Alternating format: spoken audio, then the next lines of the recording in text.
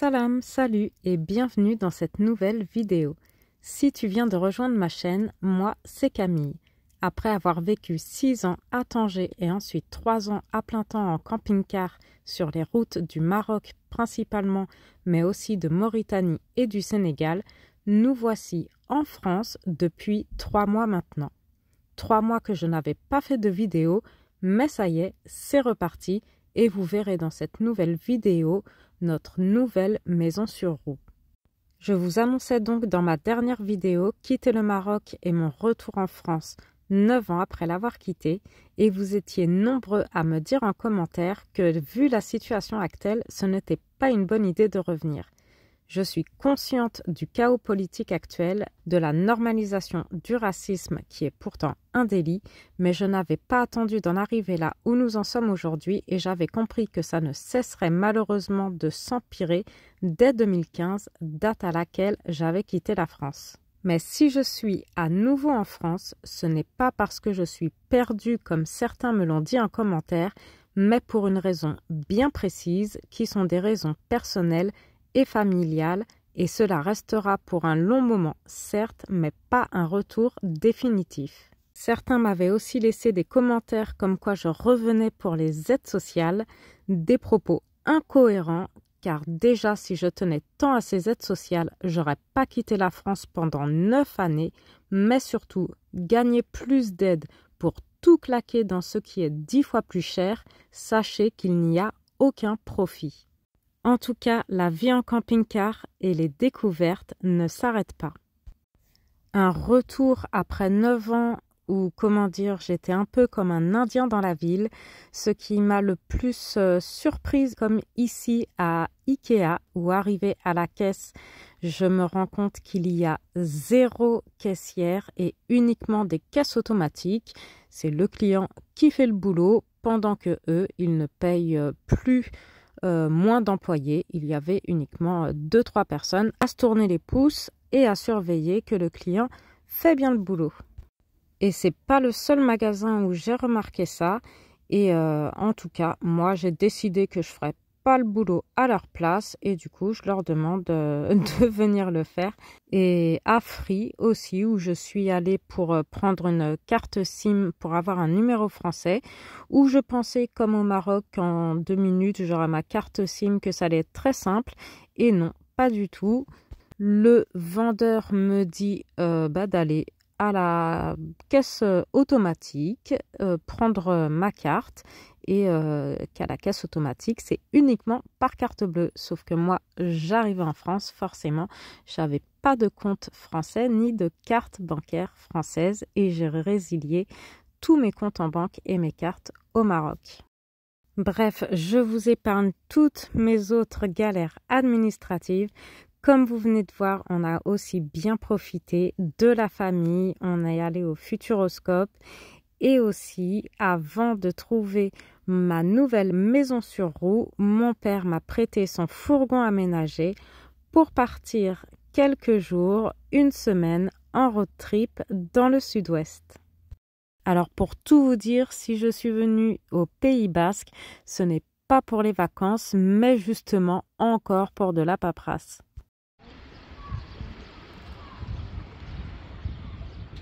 Très joli les montagnes et nous on est garés juste là-bas. Et ici au Pays Basque, j'ai aussi fait ma domiciliation puisque j'avais la carte de résidence et une adresse uniquement au Maroc. Je n'ai plus rien en France et je vais racheter un camping-car que vous allez voir dans quelques minutes dans cette vidéo. Mais en vivant en camping-car, c'est pareil, je n'ai pas d'adresse et ici on demande un justificatif de domicile pour tout. Il me faut impérativement une adresse, donc c'est ici dans une ville des Pays Basques, au CCAS, que je vais me faire domicilier. Je ne suis pas du tout de cette région des Pays Basques à la base, mais comme j'ai des impératifs en France, j'ai choisi que ce sera ici, au Pays Basque, comme ça je reste près de la mer, près des montagnes, près de l'Espagne où je pourrais faire quelques économies, mais aussi partir en vadrouille et visiter.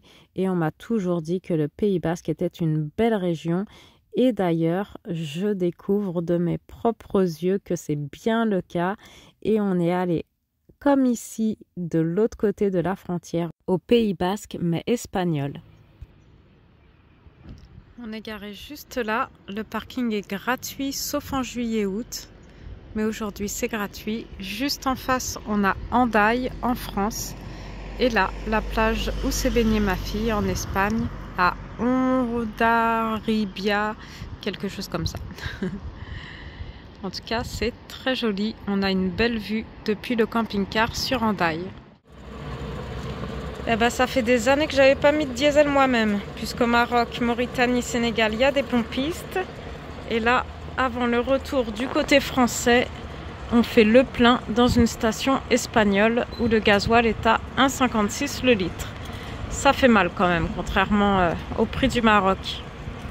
Et après quelques courses et le plein de gasoil, retour de l'autre côté de la frontière. Et voilà, on est de retour côté Pays Basque français. On est sur la plage de Hendaye.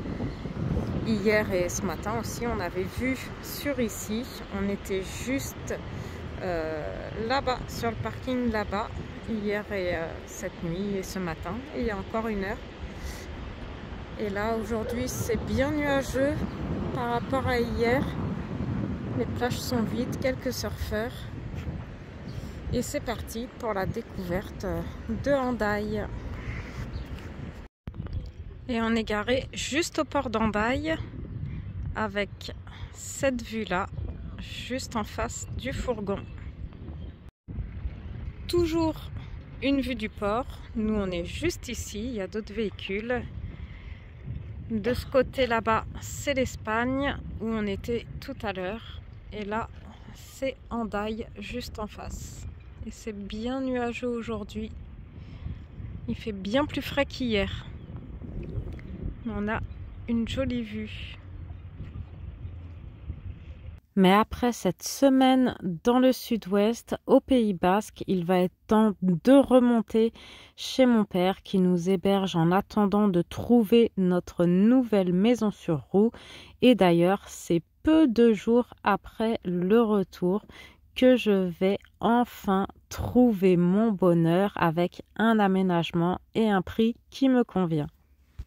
Allez, il est temps, je vous montre ma nouvelle maison sur roue. C'est à nouveau un camping-car Capucine puisque c'est un aménagement qui nous convient. La Capucine, c'est vrai que ça permet d'avoir un couchage fixe, vraiment un espace de vie supplémentaire et d'avoir surtout chacun son lit fixe, son espace, sa petite chambre. Ça, c'était vraiment un critère important pour nous. Sinon, c'est un Citroën C25 de 90 et contrairement à mon ancien camping-car, celui-ci a un chauffe-eau, un frigo, un chauffage, un haut-vent, un turbo, la direction assistée et le principal, il est en parfait état, que ce soit mécanique ou aménagement. J'espère que cette vidéo vous a plu et à bientôt pour une prochaine vidéo.